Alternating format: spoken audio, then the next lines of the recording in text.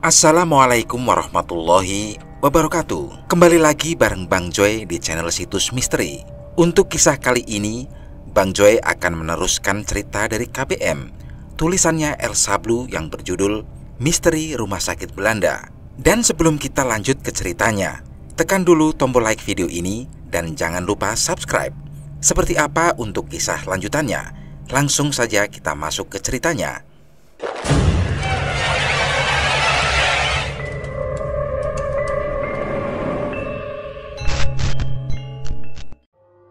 Hilal membuka mata.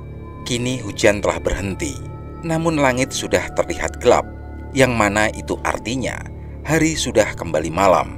Pandangannya masih belum begitu jelas, kesadarannya pun belum sepenuhnya kembali. Namun yang pasti, Hilal sudah bisa mendengar suara orang-orang di dekatnya. Ia meringis karena tubuhnya yang terasa sakit semua, sampai di mana beberapa orang datang mengerubunginya. Pandangannya kini sudah mulai jelas. Ia memperhatikan orang-orang tersebut asing, namun kembali matanya melirik baju yang dipakai mereka, tim SAR. Detik berikutnya, ia merasakan tubuhnya diangkat dan dipindahkan ke atas tandu darurat. Walau energinya masih belum cukup untuk berbicara, tapi kesadarannya kini sudah kembali sepenuhnya. Matanya tak berhenti mengamati sekitar, tempat yang terasa sangat familiar, termasuk orang-orang yang tengah berlalu lalang dengan kesibukannya masing-masing. Ayo, motornya tolong dibantu angkatkan. Satu motor lagi di pojok sana. Hanya 4 orang kan? Gak ada korban lain? Bang Javan, lirih Hilal pelan sekali. Matanya tak lepas dari pria yang kini tengah sibuk meminta petugas untuk memindahkan motor dan memeriksa lingkungan sekitar, takut jika ada korban lain yang tertinggal. Seketika isi kepala Hilal memunculkan kembali tentang isi mimpi semalam. Dengan cepat ia mengalihkan pandangannya ke arah lain. Ia mencari keberadaan Pandu, Andi, dan Faisal. Sampai akhirnya kedua mata itu menangkap 2 orang laki-laki yang terbaring lemah di atas tandu seperti dirinya. Keduanya sudah dibawa lebih dulu, persis seperti kejadian yang ia alami di dalam mimpi, namun dengan sudut pandang yang berbeda. Hilal, lo sudah sadar? Pandangannya beralih pada asal suara. Sudah berdiri Javan di sampingnya, menatapnya dengan tatapan khawatir. Bang Javan, udah, jangan dulu ngomong. Sekarang lo istirahat saja. Kita ke rumah sakit sekarang. Hilal mengangguk lemah, sampai ia mengalihkan kembali pandangannya, menatap langit gelap di atas sana.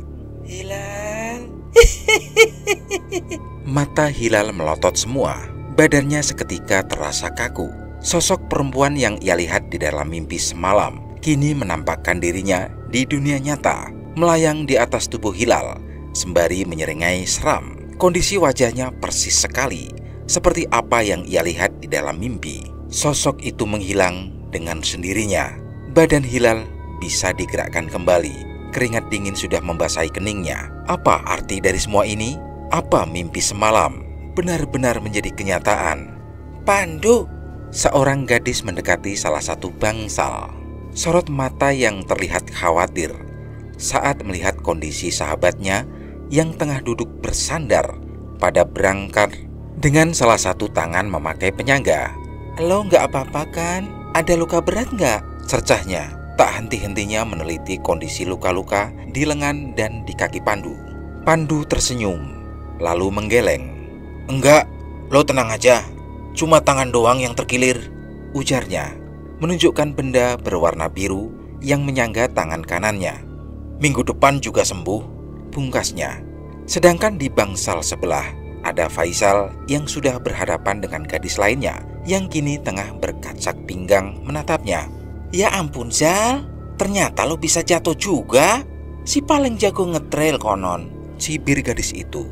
Faisal mendelik tak suka. Lo kenapa ikut kesini sih? Hela, kenapa lo ajakin dia buat ikut kemari? Laila, gadis itu menoleh pada Faisal. Emang kenapa sih Zal? Bukannya bagus Sabrina ikut juga? Biar lo ada penyemangat. Godanya dengan alis yang dinaik turunkan. Diikuti Pandu dan Andi yang tergelak puas. Najis, sentaknya. menghindari kontak mata dengan Sabrina yang sudah menyeringai penuh arti. Untung saja bangsal tersebut hanya terisi Pandu, Hilal, Andi, dan Faisal saja, sehingga mereka tidak harus mengganggu kenyamanan orang lain di sekitarnya. "Mel, lo nggak khawatirin gue?" tanya Andi dengan perban menempel di pelipis dan pergelangan tangannya. Ucapannya itu berhasil membuyarkan lamunan Melinda yang sedari tadi hanya berdiri di depan berangkarnya, menatap ke arah Laila dan Pandu. Melinda menoleh padanya tanpa mengatakan satu patah kata pun. "Nggak usah ngati-hati, lo mau diamuk Hilal," seru Faisal. Andi menoleh pada Hilal yang berada di sampingnya. Dari awal mereka datang ke rumah sakit, Hilal terlihat lebih banyak diam. Padahal biasanya dialah yang selalu banyak bicara, apapun kondisinya.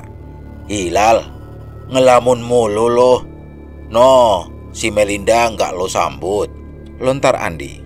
Sang empu seakan baru tersadar. Dengan sorot mata yang terlihat linglung, Hilal memandang teman-temannya bergantian dengan ekspresi yang sulit mereka jabarkan. "Lo kenapa sih?" tanya Andi kembali. "Hah? Gue?" Hilal malah menunjuk diri sendiri dengan tergagap. Gue nggak apa-apa." "Lo kenapa? Kepala lo sakit, Lal?" Melinda menghampiri Hilal, mengusap baunya lembut. Namun dengan cepat Hilal menjauhkan tangan Melinda dari baunya. "Gue nggak apa-apa." Sontak hal itu membuat teman-teman yang menatap ke arahnya sedikit mengernyit. Mereka berpikir, tumben sekali Hilal bersikap dingin pada Melinda. Biasanya cowok itu selalu menjahilinya, bahkan tak jarang menggodanya sampai pipi gadis itu merona. Tapi kali ini, tak biasanya Hilal bersikap seperti itu.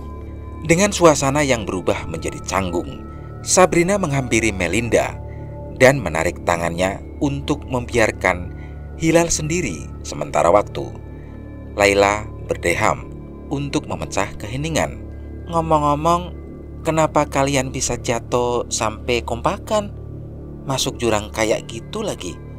Mana katanya waktu ditemuin posisi kalian jauh dari jalur yang seharusnya dilewatin.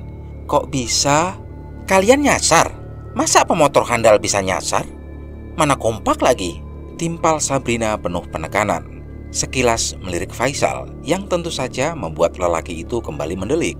"Awalnya motor Hilal mogok, tapi nggak lama di pertengahan jalan motornya berhasil nyala lagi. Tapi setelah itu nggak tahu, kita udah melenceng aja dari jalur yang seharusnya. Padahal sebelumnya gue masih bisa lihat penunjuk jalan yang ada di pohon," jelas Andi. "Terus selama sehari itu kalian kemana? Pengelola sampai ngerahin tim SAR buat nyari kalian. Karena hari itu lo semua nggak ketemu-ketemu," tanya Melinda. Pada akhirnya ia ikut bersuara juga. "Waktu ditemuin tim SAR itu bukan kali pertama kita jatuh. Sebelumnya Hilal sama Faisal sempat jatuh terperosok, tapi kita ditolong warga sana. Terus sempat ke rumah sakit juga," terang Pandu. "Hah? Rumah sakit?" tanya Melinda, Sabrina, dan Laila hampir bersamaan. Andi mengangguk. "Iya, Hilal sama Faisal dapat penanganan di rumah sakit yang ada di sana. Dan obatnya dokter banget. Sekali dikasih, 2 bocah yang awalnya pincang jadi sehat bugar lagi," terang Andi antusias. Laila, Melinda, dan Sabrina memandang mereka semua dengan tatapan tak percaya.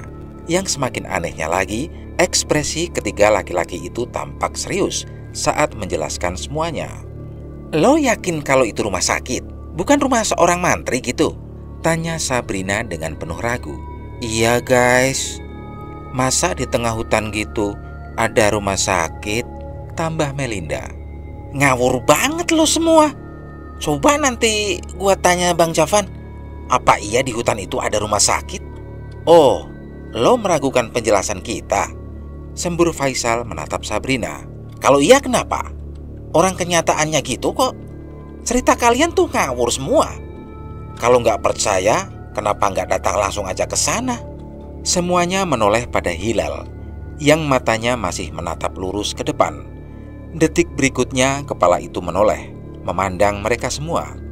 Laila seketika memundurkan langkahnya saat mendapati satu sosok perempuan menyeringai di balik tubuh Hilal.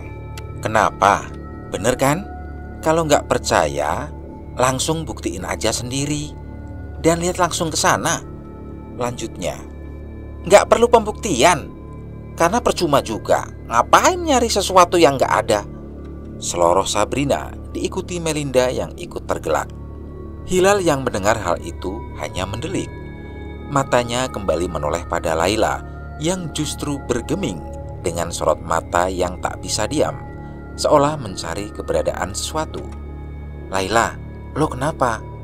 Sontak teman-temannya beralih menoleh pada Laila. "Iyalah, kok tiba-tiba diem?" tanya Pandu. "Hah? Laila gelagapan sendiri seperti orang yang terciduk sesuatu. "Enggak, gue nggak apa-apa kok. Cuma lagi ada sesuatu yang dipikirin." "Mikirin apa?" Sabrina mengernyit. Laila menggeleng lantas tersenyum meyakinkan. "Bukan hal penting.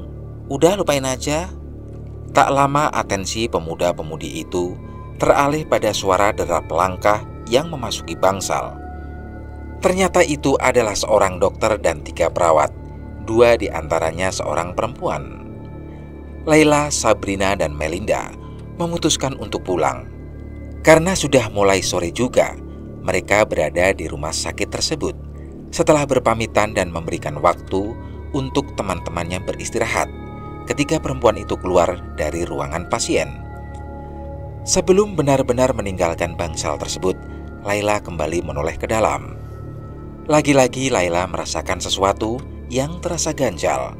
Setelah sosok perempuan berkebaya dengan wajah sedikit kebule-bulean di belakang Hilal, kini salah satu perawat perempuan yang ada di dalam sana, auranya benar-benar aneh. Wajah perawat itu sangat pucat. Bibirnya terlihat lebih gelap dibandingkan dengan perawat satunya lagi yang terlihat fresh dengan ginju merahnya. Laila menggelengkan kepala.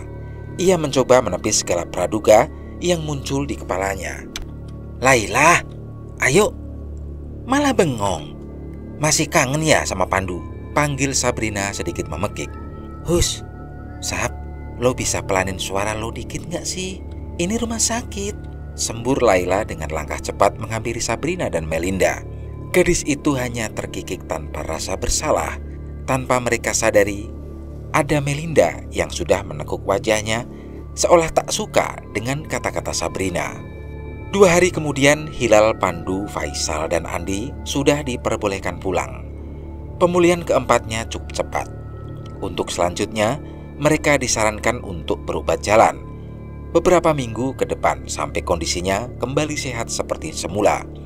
Seperti biasa, keempat pemuda itu dijemput oleh Javan yang merupakan omnya Hilal, sekaligus penanggung jawab keempatnya. Orang tua Andi ada di Bandung. Ia saat ini tengah berkuliah di Jakarta. Sama halnya dengan Faisal. Pemuda itu memiliki jarak lebih jauh dari Andi dan orang tuanya. Faisal berasal dari kota Malang. Tentu orang tuanya pun berada di sana. Andi dan Faisal meminta kedua orang tuanya untuk tidak repot-repot datang ke Jakarta karena kondisi mereka pun sudah jauh lebih baik. Sedangkan Pandu, satu-satunya orang yang ia punya sekarang hanyalah mamanya. Dan saat ini kesehatan sang mama masih belum pulih. Pandu yang tak mau menambah beban pikiran mama, memutuskan hanya mengabari Bi Ida saja, pembantunya di rumah yang sudah ia anggap budi sendiri, dan memintanya untuk tidak memberitahukan hal ini pada sang mama. "Mama sama papa nggak ada yang nanyain gue, Bang." Hilal yang duduk di kursi depan menoleh pada Javan yang sibuk menyetir. "Tanpa gue kasih tahu, lo udah tahu sendiri jawabannya." Hilal bersedih. Ia mengalihkan pandangannya ke jalan sambil tersenyum getir. "Emang gue ini bukan anak mereka kayaknya?" "Nggak boleh ngomong gitu. Kalau lo bukan anak mereka, mungkin sekarang lo udah jadi gelandangan. Nggak bakal nyokap bokap lo ngasih semua fasilitas kayak sekarang," ucap Javan sebagai seorang dan juga kakak laki-laki untuknya. "Gue nggak butuh semua fasilitas itu. Yang gue butuhin cuma kehadiran mereka." Javan tak menjawab kembali. Ia menoleh sekilas, lantas tangannya terulur, menepuk bahu Hilal. "Udah, sekarang fokus saja sama kesehatan lo." Setelah itu tak ada lagi yang mengeluarkan suara. Semuanya hening. Sampai di mana Javan melirik kaca spion bagian depannya. Ia melirik Pandu, Faisal dan Andi yang tak banyak bicara seperti biasanya. "Tumben?" celetuk Javan. Ucapannya seakan memecah keheningan di antara mereka. Ia berhasil menarik atensi Hilal, Pandu, Andi dan Faisal. "Tumben apaan?"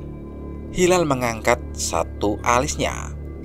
"Tumben kagak banyak bacot. Biasanya lo semua kan selalu bikin kuping gue berasa mau pecah. Belum aja, ini kan lagi ngumpulin energi buat bikin lo pusing, Bang." Imbuh Faisal. "Hei bocah, gue udah dibikin pusing sama kelakuan lo semua yang tiba-tiba ngilang di hutan. Apa yang harus gue bilang ke orang tua lo pada kalau beneran hilang?" omel Javan. "Lagian, kenapa bisa jatuh ke jurang sih? Mana posisinya juga jauh dari lokasi ngetrail," lanjutnya dengan wajah keheranan. "Nggak tahu tuh, tanya si Pandu," ujar Andi. "Iya Ndu, waktu itu lo lihat apa dah? Lo sampai nyenggol motor gua kayak ngehindarin sesuatu gitu?" tanya Hilal. Badannya sedikit dimiringkan untuk bisa melihat Pandu yang ada di belakang. "Gue ngelihat anak kecil yang tiba-tiba lari tepat di hadapan gue." Di tempat lain, di sebuah rumah berlantai 2, Laila tiba-tiba terbangun karena ingin buang air kecil. Terpaksa dirinya harus beranjak dan bersentuhan dengan air dingin di malam hari. Setelah selesai dengan urusannya, Laila kembali merebahkan tubuhnya di atas kasur. Namun hal yang paling ia benci adalah mengalami kesulitan untuk bisa terlelap kembali. Ya, Laila selalu malas jika dirinya terbangun untuk ke kamar mandi. Jika sudah bersentuhan dengan air, seketika kantuknya hilang begitu saja. Seperti saat ini, Laila kembali membuka mata. Ia melirik jam dinding di kamarnya. Jam 3 kurang seperempat dini hari. Laila hanya bisa membuang napas. Gegas gadis itu kembali turun dari kasurnya dan berniat untuk membuat susu. Biasanya jika meminum susu, ia akan lebih mudah untuk terlelap kembali. Namun baru beberapa langkah, Laila dikagetkan oleh suara di kaca jendela kamarnya yang digedor-gedor cukup kencang dari arah luar. Ia merotasikan bola mata. Sungguh, ia sedang malas untuk berhadapan dengan sosok hantu yang selalu menjahilinya. "Pergi! Gue lagi gak mood," usirnya. Tiba-tiba satu sosok gadis perempuan dengan seragam SMA yang penuh bercak darah, rambut hitam panjangnya menutupi pipi sebelah kirinya. "Aku di sini." "Itu bukan aku." Laila sontak kembali dibuat terkejut olehnya yang muncul secara tiba-tiba. Sosok itu sudah terduduk di meja belajar sembari menatap ke arahnya. "Gue udah bilang kan sama lo, kalau datang tuh minimal jangan sampai bikin gue jantungan. Jangan kesana Lail, itu hantu jahat." Bukannya mendengarkan apa kata Laila, hantu siswa itu malah menghalangi jalan Laila yang kini sudah berjalan mendekati jendela. "Awas ah, paling tuh si Kunti jelek yang suka nangkring di balkonnya Bang Jarot. Minggir, mau gue usir." "Jangan, itu bukan dia," ujarnya sembari menggeleng mantap. "Terus siapa?" "Nuri." Hantu siswa SMA itu mendadak terdiam. Kepalanya celingukan, seakan tengah memastikan keadaan sekitar. Laila, jangan ke jendela. Lo lama." Laila kini sudah berdiri di depan jendela kamarnya. Dengan satu tarikan napas, tangannya terulur untuk menyibak gorden yang menutupi jendela tersebut. Di belakang sana ada Nuri yang sudah nyerocos mengomeli Laila yang tidak mendengarkannya. Laila bersikap bodoh amat akan omelan Nuri tersebut. Rasa penasarannya jauh lebih besar dibanding rasa takutnya. Dengan jantung berdebar, Laila menyibak gordennya dengan gerakan cepat. Ternyata tidak ada siapa-siapa. Gadis itu sedikit memajukan tubuhnya untuk melihat lebih jelas keluar sana. sampai kedua matanya menangkap seorang laki-laki yang tak asing baginya berdiri depan gerbang rumahnya. Pandu, matanya kembali memicing untuk memastikan bahwa itu benar-benar Pandu atau orang lain. Beneran Pandu? Laki-laki yang diduga Pandu itu mendongak melihat ke arah Laila yang masih berdiri menatapnya di balik kaca jendela. "Laila!" Tangannya melambai-lambai memintanya untuk turun. Seakan terhipnotis, gegas Laila mendekati pintu kamarnya untuk segera menemui Pandu di bawah sana. "Laila, itu bukan teman kamu. Itu hantu jahat, Laila. Itu Pandu, Nuri. Lo lihat sendiri sana. Itu beneran dia," sergah Laila saat lagi-lagi Nuri menghalangi jalannya. "Awas, minggir kamu. Laila, ini jam 3 malam. Untuk apa dia datang ke rumah ini?" Laila yang sudah memegang kenop pintu seketika terdiam. Pikirannya seolah bekerja kembali dengan baik. Benar juga, lirihnya. Detik berikutnya jendela kamar kembali digedor-gedor dari arah luar. Kini diikuti suara gigikan wanita, seolah mengejek Laila yang berhasil terkena tipu daya setan. "Ah, pasti si Kunti," gerutunya kesal. Baru mau melangkah, matanya lebih dulu melirik Nuri yang tak lepas menatapnya, menggeleng untuk tidak mendekati jendela. "Jangan, itu bukan Mbak Kunti," bisiknya. "Laila!" Panggilan itu seketika membuat Nuri kabur. Hantu siswa SMA itu tiba-tiba menghilang, meninggalkan Laila yang masih kebingungan sekaligus ketakutan. Si Nuri malah sembunyi. Gangguan itu sudah tak terdengar lagi. Pikiran Laila kembali teringat pada Pandu dan teman-temannya yang lain. Ada yang gak beres sama mereka, gumamnya. Di kediaman Hilal, kini sudah berkumpul Pandu, Andi, dan Faisal. Pandu yang dari semalam memilih menginap di rumah Hilal karena ia tak mau ibunya melihat kondisinya saat ini.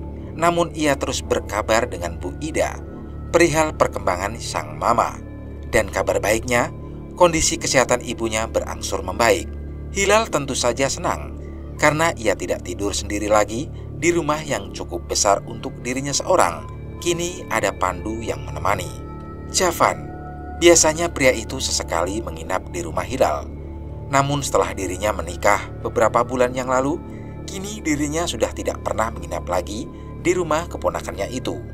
"Jadi lo berdua kena gangguan makhluk halus?" Hilal membuka suara. Matanya memandang Faisal dan Andi secara bergantian, sembari mengulum senyum. Faisal dan Andi mendelik bersamaan. "Lo nggak percaya? Nanti giliran lo yang digangguin, mampus," ucap Faisal bersungut-sungut. "Digangguin kayak gimana sih, Zal? Kita di sini aman-aman saja," timpal Pandu. Faisal bergidik sendiri. "Pokoknya waktu gue lagi mandi, gue dengar orang nyanyi dari dalam kamar gue." "Nyanyi apaan?" tanya Hilal. "Nggak tahu, gue nggak begitu jelas dengarnya. Pokoknya kayak bersenandung gitu," jelasnya sembari bergidik ngeri. "Kenapa nggak lo puterin lagu koplo, biar joget dikit gitu loh?" Celetuk Andi diselingi kekehannya. "Lo pikir Nela Karisma?" seru Faisal melempar bantal sofa ke arah Andi. Sontak hal itu mengundang gelak tawa Pandu dan Hilal. "Terus lo ngalamin gangguan apa?" tanya Pandu menoleh pada Andi setelah tawanya reda. Andi mulai menceritakan apa saja yang ia alami semalam. Andi seperti biasa tidur di dalam kosannya. Namun malam itu ia masih belum bisa tertidur. Padahal 2 jam lalu dirinya sudah memakan obat pemberian dokter sebelumnya yang memiliki efek mengantuk. Akhirnya Andi hanya memainkan ponselnya sembarang dengan membuka aplikasi pemutar video random orang-orang, berharap kantuknya akan segera tiba.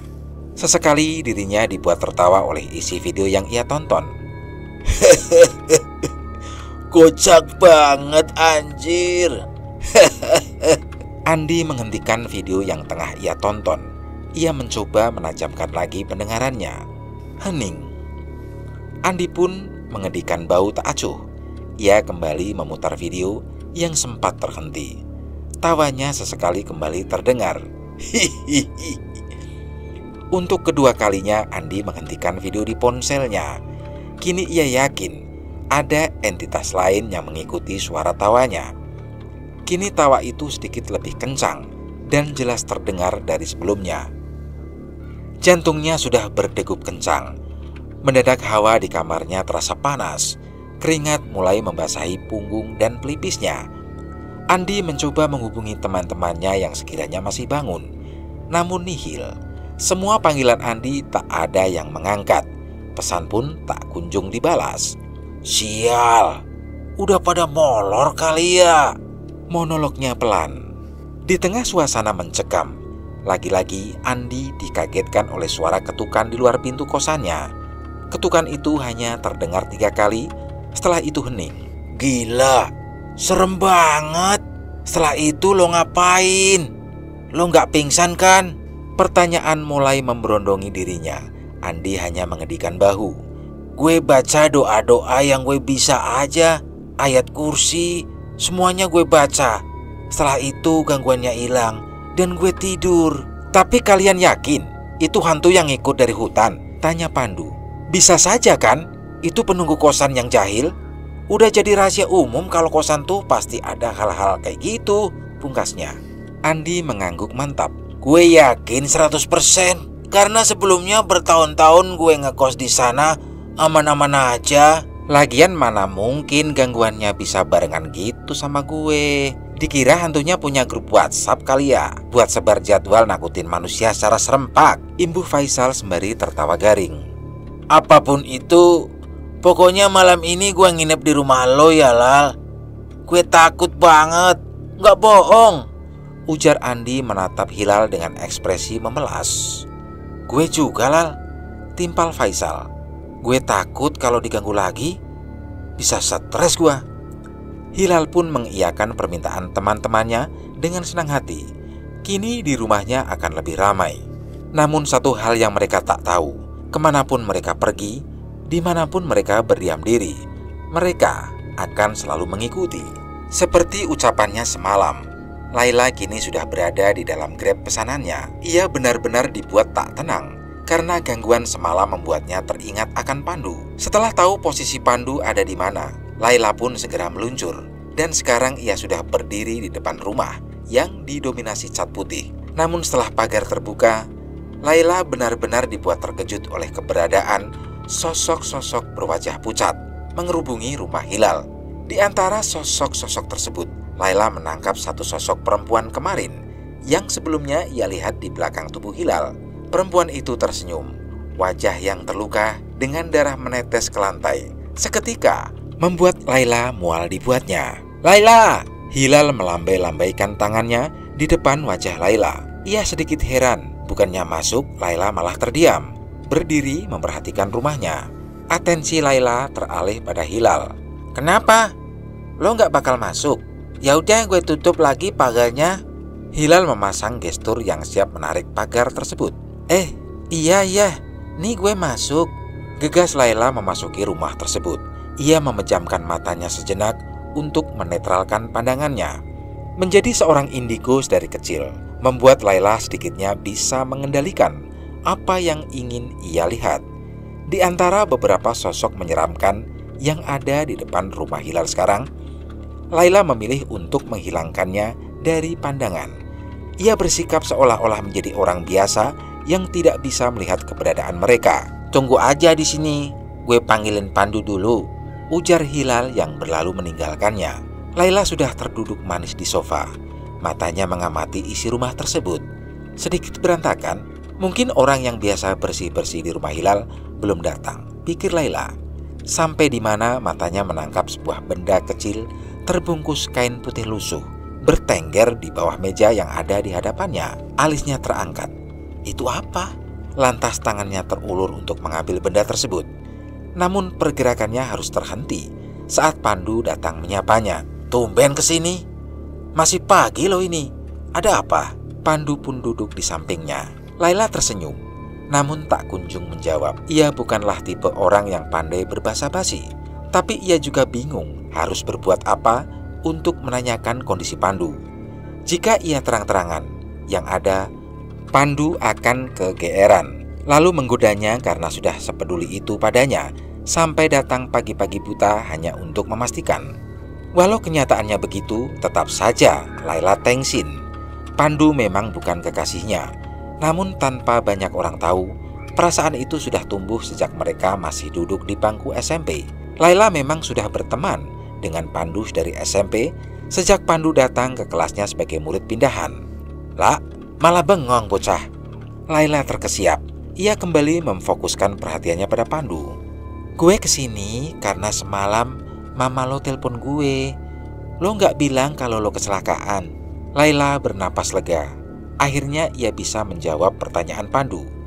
Tapi memang benar, semalam ibunya Pandu menghubunginya, bertanya apakah ia bertemu dengan Pandu atau tidak, dan menanyakan bagaimana kabarnya. Seketika air muka Pandu berubah. Ia merasa bersalah karena sudah berbohong pada ibunya. Gue nggak mungkin ngasih tahu mama semuanya. Semalam gue udah nenangin dia kok. Kalau gue belum bisa pulang karena banyak urusan perkuliahan. Dia juga tahu di mana gue sekarang. Terangnya, Laila mengangguk paham. Terus keadaan lo sekarang gimana? Penyangga tangan lo kapan dilepasnya? Pandu melihat tangannya yang sudah terbebas dari penyangga. Baru saja gue ngerasa udah baikan. Kata dokter juga udah boleh dilepas. Ujarnya tersenyum senang. Laila, ngapain lo di sini? Baru membuka mulut, Andi kembali menyambar dengan cepat. Lah, kemarin gue diganggu hantu tahu. Serem banget. Lo kok bisa menjalani kehidupan dengan santuy? Nggak pernah diganggu lo. Cercahnya, Andi tahu jika Laila seorang indigo. Ya sering lah. Saking seringnya, gue udah terbiasa, ujar Laila. Dih, sombong amat, cibirnya. Sedangkan Laila sudah tergelak. Ia melirik Pandu yang ikut terkekeh pelan. Laila berpikir mungkin Pandu tidak mengalami hal-hal serupa seperti yang dialaminya malam itu. Atensinya kembali teralih pada benda tadi yang berhasil memantik rasa penasarannya. Sekilas ia berpikir mungkin benda itu bukan apa-apa. Namun saat akan menyentuhnya tadi, Laila merasakan tangannya menjadi panas. Ngomong-ngomong, itu apa sih? Laila menunjuknya. Entah kenapa dirinya jadi takut untuk menyentuh benda tersebut. Andi dan Pandu sedikit menurunkan kepalanya untuk bisa melihat benda yang dimaksud Laila. Oh ini, Andi meraihnya. Ini jimat pemberian Raden. Katanya buat ngejaga kita saat perjalanan pulang dari pedesaan. Jimat? Bentar, Raden itu siapa? Laila mengernyit. Raden itu salah satu warga di sana. Dia banyak bantuin kita waktu masih di desa, ujar Andi. Iya, kita dikasih masing-masing satu sama dia. Tapi punya gue hilang gak tahu kemana. Kayaknya jatuh di jurang sana, timpal Pandu. Punya Hilal juga kayaknya hilang. Bukan. Semuanya menoleh pada asal suara. Tak lama Hilal ikut bergabung dengan mereka. Itu punya Faisal. Kayaknya semalam dia lupa. Punya lo mana? Tanya Andi. Hilang. Kayaknya bener kata Pandu. Benda itu jatuh waktu kecelakaan, terang Hilal. Entah ada dorongan dari mana, tangan Laila terulur dan mengambil benda itu yang ada di tangan Andi. Benar saja, tangannya seketika terasa panas, namun masih bisa ia tahan. Matanya mengamati benda yang terbungkus kain putih itu. Seketika Laila seperti mendapat bayangan. Di saat itu juga, tangannya semakin terasa panas. Benda itu terjatuh, sedangkan satu tangan lainnya memegang kepalanya yang terasa sakit. Kenapa lah? Pandu dengan cepat mendekati Laila. Begitupun dengan Hilal dan Andi. Di tengah kondisi Laila yang masih kesakitan, suara teriakan di belakang sana berhasil mengejutkan mereka. Faisal! Andi berlari untuk mengecek apa sebenarnya yang telah terjadi di dalam kamar sana. Zal, kenapa? Andi membuka pintu kamar cukup kuat. Lalu matanya membeliak saat melihat kondisi Faisal yang sudah menjadi kurus kering. Perubahan itu terlihat mencolok. Karena sebelumnya Faisal memiliki tubuh yang cukup berisi. Itu karena kebiasaannya yang setiap minggu pergi nge-gym bersama Hilal. Tapi sekarang tubuhnya benar-benar kurus krempeng, seperti orang yang sakit bertahun-tahun lamanya. Zal, kenapa bisa jadi begini? Gue gak tahu. Gue barusan mimpi buruk, Di. Tapi bangun-bangun kondisi gue udah kayak gini. Gue harus gimana, Di? ucap Faisal dengan wajah yang sulit diartikan. Rasa bingung, frustasi, takut, semuanya menjadi satu. Ada apa, Di? Hilal memasuki kamar. Reaksinya sama seperti Andi saat pertama kali melihat kondisi Faisal. Hilal menutup mulutnya sendiri. Yal, lo kenapa bisa kayak gini? Pandu, sini cepetan, Du, panggil Hilal berteriak. Tak lama datanglah Pandu dan Laila. Reaksi mereka hampir sama dengan Hilal dan Andi sebelumnya. Pandu dan Hilal sudah bergabung dengan Andi, menenangkan Faisal. Sedangkan Laila berdiri mematung di tempatnya. Seketika bayangan yang ia lihat di kepalanya kembali terputar. Kita harus kembali ke sana, Laila berucap penuh keyakinan. Kembali kemana, lah? Tanya Pandu. Ke desa yang ada di dalam hutan itu. Laila menatap teman-temannya satu persatu. Kalian juga harus kembali ke rumah sakit yang ada di sana. Kenapa? Kita nggak melakukan kesalahan selama di sana. Nama kalian udah tercatat di rumah sakit itu. Obat yang kalian minum bukanlah obat. Lantas? Tanya Hilal dan Andi secara bersamaan. Laila menatap teman-temannya. Matanya memejam sejenak karena mendadak tubuhnya terasa geli. Itu belatung! Pekik keempatnya bersamaan. Laila mengangguk. Tapi ini bukan belatung biasa. Gue ngeliat dari bayangan itu belatungnya lumayan besar loh dari ukuran biasanya. Seketika Hilal dan Faisal merasa mual. Masalahnya saat itu mereka sampai memakan 3 biji obat, yang berarti itu sama saja mereka memakan 3 ekor belatung. Gak mungkin, jelas-jelas gue lihat itu obat beneran, sangka Hilal. Faisal mengangguk setuju. Dokternya juga baik. Gak mungkin dia kasih pasiennya belatung, alih-alih dikasih obat. Laila merotasikan bola matanya. Justru karena dokter itu, kalian jadi terpengaruh dan ngelihat belatung. Jadi kayak obat biasa. Udah deh lah, lo kebanyakan nonton film horor sih, ujar Hilal. Tapi gue juga gak mau datang ke sana lagi. Beneran, horor banget, seru Andi menimpali. Terpaksa, kalian harus ke sana kalau mau selamat, ucap Laila datar. Ia sedikit kesal pada Hilal yang tak percaya akan ucapannya. Gak ada cara lain. Harus banget kita balik ke sana, lah, tanya Pandu. Gue belum tahu, Nduk. Tapi cara satu-satunya sekarang, kalian harus hapus nama yang udah tercatat di rumah sakit itu. Kalau enggak, ucapan Laila menggantung. Kalau enggak kenapa? Gue enggak bisa mastiin. Tapi ini berkaitan sama nyawa kalian. Lirih Laila menunduk. Bohong, bohong. Gue gak percaya gituan. Kematian gak ada yang tahu. Nyawa kita gak ditentuin sama orang lain buat terus hidup atau mati, sentak Hilal. Lo gak lihat kondisi Faisal sekarang? Itu efek karena dia makan obat yang dikasih dari rumah sakit itu. Hilal melirik Faisal. Benar juga, perubahan fisik Faisal tidak masuk akal karena berubah hanya dengan 1 malam saja. Namun kembali, Hilal menyangkal semua pemikiran yang tidak masuk di akal itu. Ia yakin ada penjelasan medis yang bisa memberinya jalan keluar. Toh ia juga memakan obat yang sama kan? Namun ia merasa baik-baik saja sampai detik ini. 2 hari terakhir, Faisal memang udah kehilangan berat badannya. Gue yakin ada penjelasan medis dari kondisinya sekarang. Kita bawa Faisal ke rumah sakit. Dan lo, Hilal menunjuk Laila. Saran gue, kurangin temenan sama setan. Gue takut kewarasan lo keganggu, pungkasnya. Sontak hal itu memantik amarah Laila. Ia benar-benar tersinggung akan ucapan Hilal.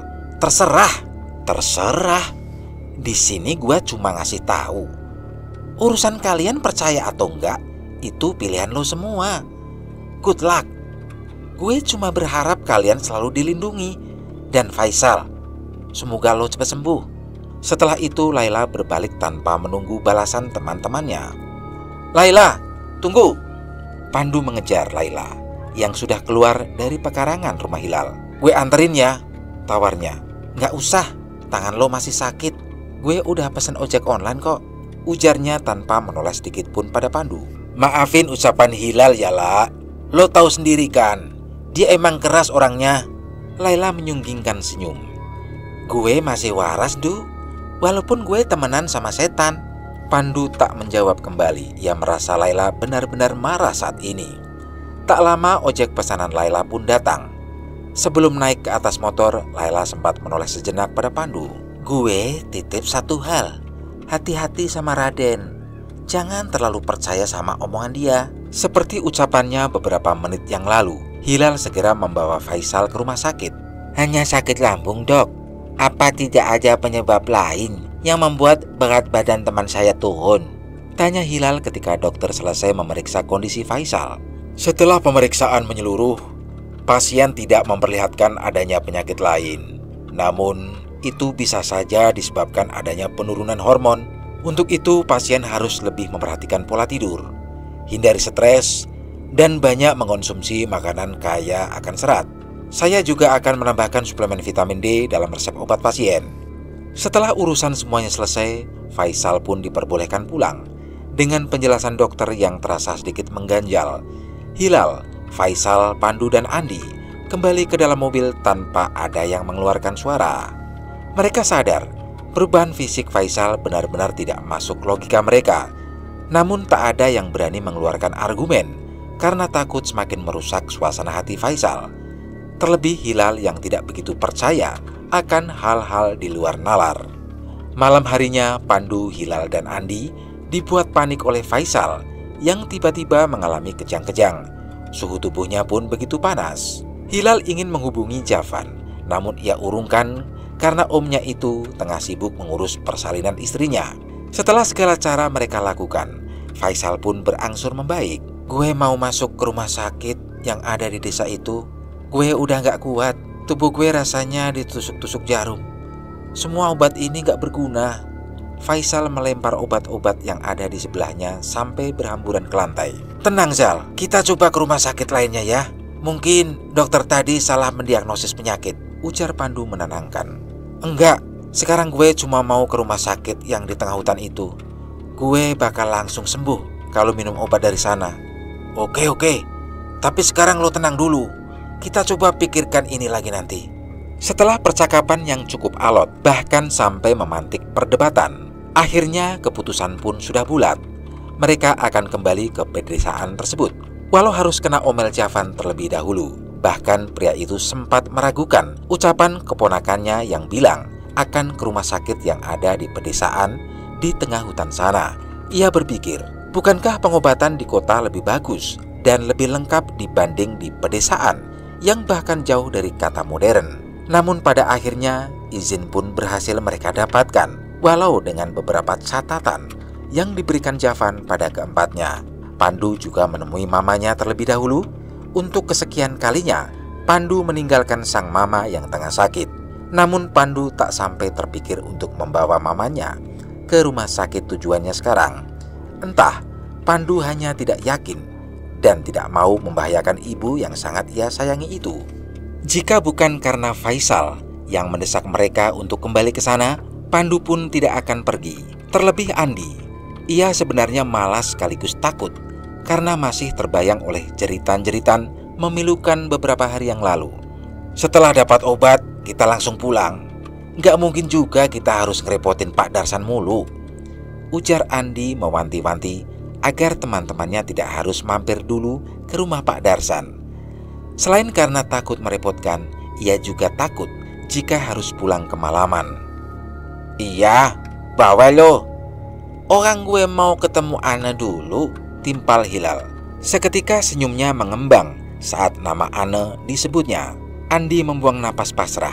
Jika bukan demi pertemanan, saat ini dia tidak akan ikut. Setelah menempuh perjalanan yang cukup membuat badan pegal, akhirnya mereka sampai di rumah sakit tersebut. Tak seperti sebelumnya, mereka merasa perjalanan kali ini lancar-lancar saja tanpa mendapat gangguan apapun. Keempatnya turun dari mobil, lantas bergegas memasuki rumah sakit yang ada di depannya sekarang. Andi menatap bangunan tua itu dengan ngeri. Tangannya mengusap sekilas tengkuknya yang terasa merinding. Ia ingin menunggu di mobil saja. Namun mengingat lokasinya yang menyeramkan, Andi pun terpaksa ikut masuk ke dalam rumah sakit tersebut. Karena posisi Andi yang tertinggal, membuat pemuda itu harus mengejar langkah kaki teman-temannya yang sudah jauh memasuki rumah sakit. Terpaksa ia harus mempercepat langkahnya. Namun sialnya ia malah bertabrakan dengan seorang suster. Maaf sus," ujarnya menatap kedua mata suster tersebut. Di saat yang bersamaan, tubuhnya ditarik seseorang dari arah belakang.